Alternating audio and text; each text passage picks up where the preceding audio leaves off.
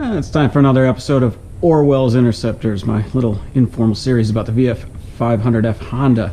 And today I'm going to be installing a RaceTech emulator on the left fork, the Honda TRAC Anti-Dive fork, which is a little more complicated and convoluted than a standard conventional fork like the right side.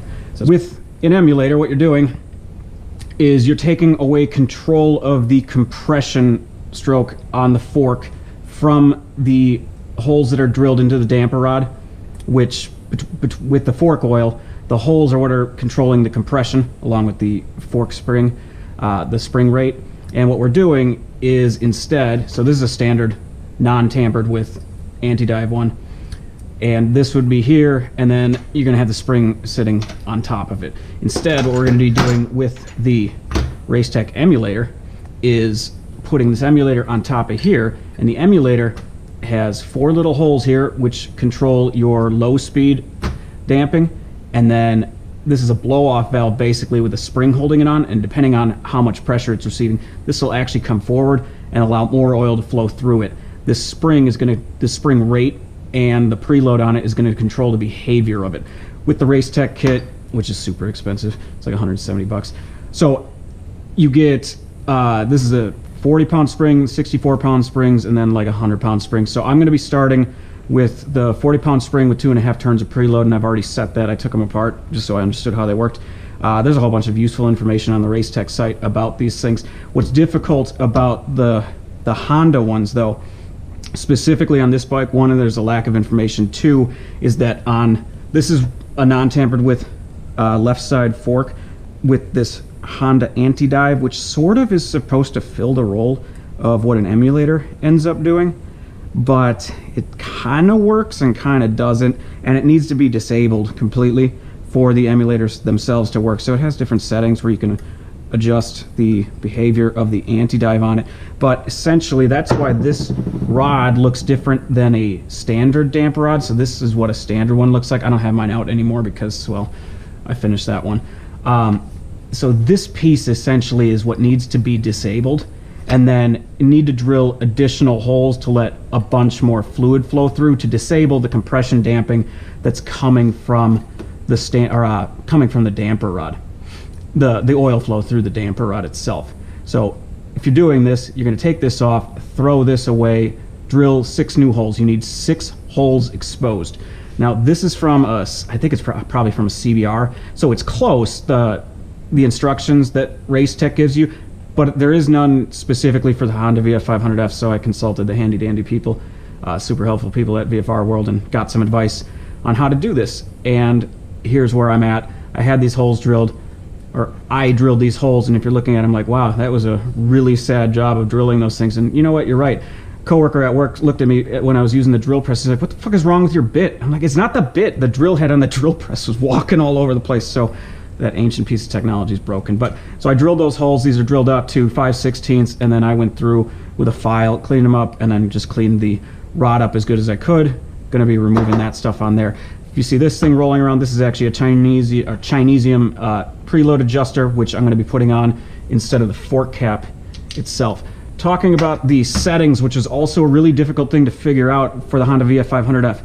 This bike comes with 0.61 kilogram per millimeter springs by default, which are way too soft for most riders. I purchased some, I didn't buy the RaceTech ones. I bought some Sonic Spring 0.85 kilogram per millimeter springs that are going to be going in there, so I'll have to cut a spacer, and the spacer will be cut a little bit different because of the preload spacer that I'm going to be putting on it. I might have gone slightly stiff, but I'm assured, again, on the VFR World, that I'm not going too stiff. My SV650 has an awesome front end feel, and this just has emulators in it, and that has 0.9s, and I feel like that might just be one touch too tall on the spring rate. I know that some of the really fast guys are running 0.85s, and I kind of like the idea of going to 0.85 on there. So, and we'll see. So I was recommended from RaceTech to put 0.8s. I'm going on 0.85s. Here's where I'm going to also move away from their recommendations a little bit. And the calculator that they give you when you buy the thing, I don't know, there's some code or something you put in and you get their specs. I'm going to go a little bit different, not too different. The settings that we can modify on here for us are the bleed holes. It says 3 bleed holes. Well, it came drilled with 4. So on some RaceTech emulators I've seen, they have little dimples where you can drill them out to control the low speed compression on it. But mine already came with the 4, so I'm just going with the 4 because another one of the things with the heuristics on it says go with 4. So I'm going with the 4. They recommend 180 millimeter fork oil height. I'm going with 140.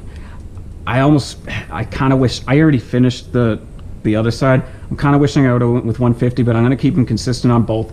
That's my biggest change from the RaceTech recommendations is the fork oil height from 180, and I'm going down all the way to 140. If I find that's terrible, it's going to be easy to pull it back out. I'm going with the blue emulators at 2.5 turns. That's what their recommendation is. So the 0.85 springs. Rebound, you don't get any adjustment or controllability for rebound with an emulator. That's one of the, it's not a downfall because you're adding adjustability with an emulator, but it's where it falls short of a full cartridge modification or like a new cartridge fork, which will have both rebound and compression adjustment. The rebound is controlled entirely by the fork oil weight. And then going back to this SV650, I had been running 15 weight Maxima in it, and when I at Blackhawk Farms, I went and I actually paid to have somebody look at my suspension and just kind of set it up, make sure my sag and preload was where I wanted it to be, and he found that my front was still like a pogo stick. And I've now got 20 weight in there, and I feel like it can probably go all the way up to 25 weight. So I may find that the 15 weight Maxima is not enough for the rebound, but either way, it's still going to be an improvement in my mind over what I previously had. And then the static fork spring preload when we're setting it up is going to be 20 millimeters, and I'm going to be doing this a little bit differently because of the fact that I'm using this China special preload adjuster on here as opposed to just using the standard fork cap. So the thing I need to get cracking on first is to just put all of the anti-dive parts of this fork together. And if you're wondering why the fork looks so pretty, it's because I spent a load of time painting those too, and then a whole bunch of other stuff on there with Rust-Oleum spray, and then I Spray Max 2K cleared everything, so hopefully they should stand up. Yeah, these are this horrible yellow. I gotta show you really quick. It's really horrible, and this paint just blows off in the wind if you get a stiff breeze. So that is actually what's been making this take quite a while. I need to get everything else back on here. I decided I didn't want to paint this. I was just going to kind of polish it a little bit. So that'll go on there. I think I'll make it a little bit more unique. I know that the diehards, the people that do actual restorations to make them look like stock, maybe they, why are you doing that? And I mean, well, there's nothing stock looking about this bike anymore. So let's just go all the way into it. I'm going to be putting new fork seals in it, new bushing. This one will get replaced. Crush washers, damper rod bolts. The one thing I couldn't find because it was out of stock, and this one really does need to be replaced, but this bushing on the end of the stanchion really could do with replacing. Before I forget, there is an oil lock inside of here. An oil lock is a piece that goes on the end of the damper rod. Well, the damper rod kind of sits into it, and it controls like the last 10 millimeters of travel so that you don't get hard parts slamming together on like a pothole or something. That is stuck inside of here. It's actually stuck inside of here, and I was told they always get stuck. I can get it to move up about 4 inches inside of there by hitting it and just like kind of levering it with a screwdriver, but it gets stuck. And after trying for a little bit, I realized if I keep trying, I'm gonna slip up. I'm gonna nick the inside of the fork lower. I'm just gonna make things way worse. So there is an oil lock still in there. I'm not deleting it. I have deleted oil locks on other bikes because they're kind of a pain in the ass, and I never get to the bottom 10 millimeters of travel anyway. But it is in there. So I need to put all of the anti-dive stuff back on here. So essentially the stuff I'm going to be putting back on there, where is all my pieces? This goes through something. Oh yeah. So this is going to come through. There is an O-ring inside of there. This is going to come through here. It's going to have this little cover over it. This holds the brake caliper, and it's one of the caliper holding spots. Is it a caliper? I feel like this thing pivots. I feel like the brake caliper actually connects to this thing. It does. Yeah, it does. Or it doesn't. I don't remember. I actually can't figure out what the purpose of this spring is, because this spring, this will go into here. The spring comes through here. That washer actually has to come here. I can't figure out what the purpose of this spring is outside of keeping tension on this thing so it doesn't pivot so freely. I truly can't understand it. I don't have the diagram up anymore, but I've been looking at it and I truly can't figure it out. This stuff here, I cleaned all of this up. This is, I keep grabbing the wrong one.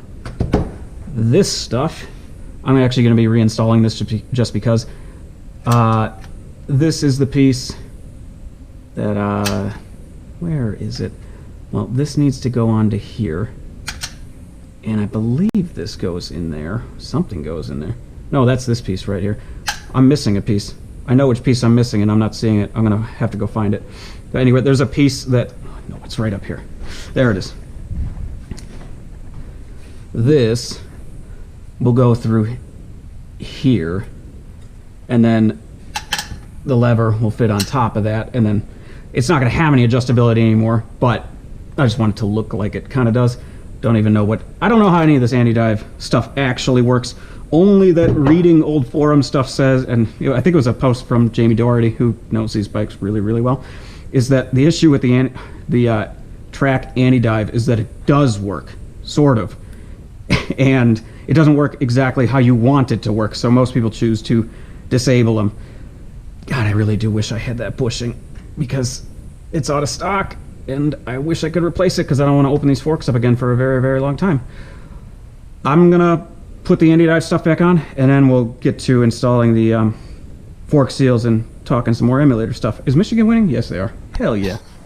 Alright, now it's time to get the fork seals in there so we can do a dry reassembly and figure out our spacer spacing cut length. So, stanchion rod here. We got the spring on the damper rod. That's going to come through. And that is going to come all the way down. And then I'll fight with it to come through the hole. There it is. So there's our damper rod.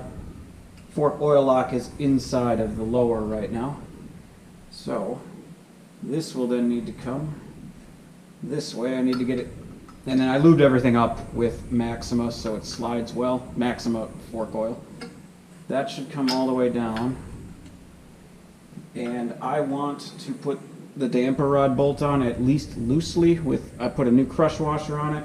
It's a 6 millimeter.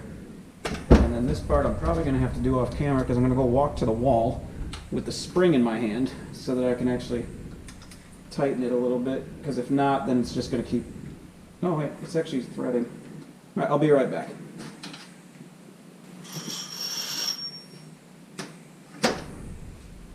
Alright, so I'll have to come back and tighten up the damper rod bolt a little bit later, but the first thing we're going to be putting in is a new bushing.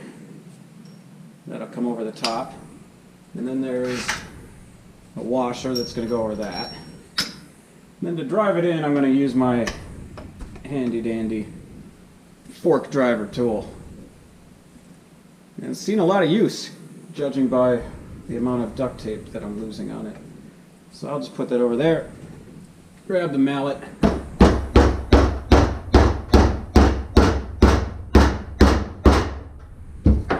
and tap that in. Now is the tricky one. I'm putting a new fork seal in. Again, it's lubricated. These are directional. This side needs to be on the bottom. That side needs to be on the top. This will come over. And I don't want to nick it. I want it, and I cleaned up the fork stanchion before I did this, so hopefully I don't break anything. I've used cheap, well, these are cheap. These are all balls. I've used really cheap fork seals before, and they immediately leaked. I've never had issues with the all balls ones though. So then, coming back again, I need to get this low enough that I'll be able to get these horrible, this is the worst circlip ever. They're the most difficult ones to work with, the Hondas. I need to get it low enough so that I can get the circlip over.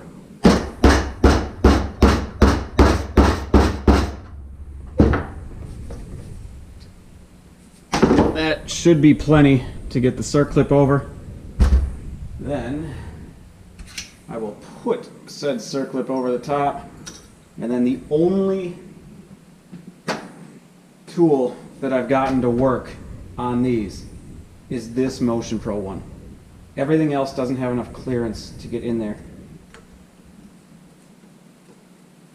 And I really should have a screwdriver next to me because I know I'm going to need it to push the other side down. Getting these in isn't usually that hard. Getting them out is a bitch. Alright, so we've got a new fork seal in there. This should travel now. And then the last part, I'm reusing the dust seal because I replaced these like 2 years ago. That'll go over the top. Okay, we got a new fork seal installed. That's cool. Alright, so now I gotta cut the spacer length. So off camera just now I put the fork cap and the old spring back in, tighten this all the way down, and then I tightened up the damper rod bolt on the bottom so I'm going to be able to fill it with fluid later without it leaking. If I bring the stanchion all the way down, I'll show you what I've got going on here. I have, well, I already put it in there. I'm not going to pull it back out. The emulator sits on top of the damper rod. Then I'm going to put my new 0.85 linear spring over the top of it. So that actually mates really nicely with the emulator itself. Then I need, you could put a washer there, but Sonic Springs came with some washers. I didn't like them. So I'm going to just go with the spacer right over the top of it. I need to bring this all the way up, and then this can just start slowly falling down, so just be cognizant of that. Here's some PVC. This will come over the top. I need 20 millimeters of static preload on this. Now with the fork cap, that'll be a little bit different because you got this length, and so basically what we're looking for is 20 millimeters of preload. So if this spacer was exact right on the top there, I would take the length of right at this lip to here would be my length, because I'm using a preload or a Chinese preload adjuster.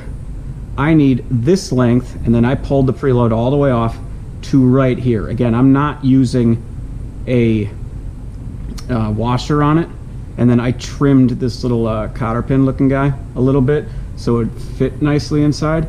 And you can see I've done something because I know I'm gonna have to saw this one. I'll adjust this radiator clip to help me cut a straight line, because you can see how poorly it went the first time, and then I just ended up cleaning it up over on a grinding stone, which you're probably not supposed to, but it's what I did and it worked. So to figure out how much preload I needed, I took some measurements of this thing and tried to draw this thing out, and basically when you have it all the way backed out like this, it's going to give me 30 millimeters of preload, or sorry, it's 30 millimeters of length from here to here, the bottom of this pusher part to the cap. When I have it all the way out, it's going to give me 43 millimeters. So I'm going to give myself 13 millimeters of preload adjustment by installing this thing, as opposed to just a cap which has none, besides that little pneumatic thing where I don't know, yeah, I guess you could put some air into it. So I'm backing this thing all the way out, and because this is going to give me 30 millimeters from here to the bottom of here, and I only want 20 millimeters of preload, I actually need to cut this piece of PVC 10 millimeters shorter than right at the top. So what I'm going to do is make sure the stanchion's all the way up. Then I'm going to mark this spot here. Then I'm going to get my ruler out, mark a spot 10 millimeters below it, cut right there, and then I've got my spacer cut. I'll drop the spacer in, the preload adjuster will go on top of it, and then, well, then most of that stuff, the spring's going to come back out and we're going to fill it with fork fluid. Then we'll put it all back in and it'll pretty much be done. So now I got to cut my piece of PVC. So I've got my spot marked. So the line I'd drawn previously is covered by this radiator clamp, and then this line here is 10 millimeters below it. And I know I'm going to fuck this up a little bit by going, I'm going to end up going cockeyed. I always do, but that's why I'm using this radiator clamp. Stole this tip from somebody on YouTube. And then I'm just going to take this off. And that's actually part of the reason why I wanted the preload adjusters, because it gives you some a little room for error if everything isn't exactly perfect. So I'll take that down. While I'm sawing, I gotta talk about something, man. Dude, so I watched the, on Amazon, I watched the movie The World's Fastest Indian a couple of nights ago. I thought it was, I had it in my Amazon list for like a year, and I thought it was a documentary about Indian motorcycles, and I just figured I'd fall asleep to it the other day. And I had no idea it was like a blockbuster movie. Dude, that's my new favorite movie. I've watched it, so it must have been 2 weeks ago I watched it. I've watched that movie 3 times now, and I keep thinking about it, and I'm probably just gonna watch it again, because it's that good. So if you haven't seen it yet, go see The World's Fastest Indian. All right, so now it's time to fill it with fork oil. I'm gonna be putting the Maxima 15 weight in. Here's the spacer I cut. That's a factory cut up there. This is my cut. That's not so bad. I rounded it off a little bit on the grinding wheel, but I've done worse than that before. The preload adjuster ready to go in. The spring's still in it. What I want is to have this all the way down, emulator in. I'm going to pull the spring out, and then I am going to set this to 140 millimeters of fork height, or fork oil height. So that would be the vacant space. That's just going to be air. Again, I don't know if that's the right amount. I actually think it's probably too aggressive on going low on fork oil height, but I did it on the other one, so I'm going to do it on this one. The right fork took roughly 350 millimeters or 50 milliliters of oil, so I assume this one has a bigger capacity because of all the anti-dive track stuff. So I'm going to guess this thing's going to take like 390. I'm going to fill it up with 3 of these graduated cylinders full of 100, fill it up there, and then I'll probably put 90 in, and then I'm going to use this Motion Pro tool, which is basically just a suction on the top to pull it off any excess of it. You want the fork leg all the way down when you're doing that. I am taking great joy in what I'm seeing on the television right here, which is Michigan. Oh no! Why? Please tell me you picked it up. Please tell me Michigan picked it up. My neighbors are from Nebraska. They moved in like a year and a half ago. I have no idea who they are, but I know that they just tried to take like 8 feet of my yard by mowing into it. So I tried to take 4 feet of their yard yesterday. So screw those people and go blue. All right, sorry for that college football outbreak on this video, this professional video that's certain to surpass at least 15 viewers. So I have loaded this thing up with, I loaded it up with 400 milliliters worth of the Maxima, and then I ended up pulling 20 out. So this thing, the left side with 140 millimeters of travel took about 380 milliliters of fluid. So what I'm gonna do, actually I'm not gonna take it off yet. I'm not using washers. I'm not recommending anything. Use washers if you want to. Oh, don't put that in yet. I just lost a milliliter. All right, fork goes in first. Then I'm bringing this up. Then the spacer goes in. And then I'm coming over here and I'm putting my preload adjuster in. And then preload adjuster is a little bit different than the standard fork cap. I think the standard fork cap is a 22. This thing is a 19. And then I'm going to screw it on, and then I'm going to do my favorite thing that you get to do at the end of a fork seal change is you take your fork and then you bounce on it because it's fun. All right, well, I will update you more on what's happening on this thing soon. You watched far. Thanks for watching.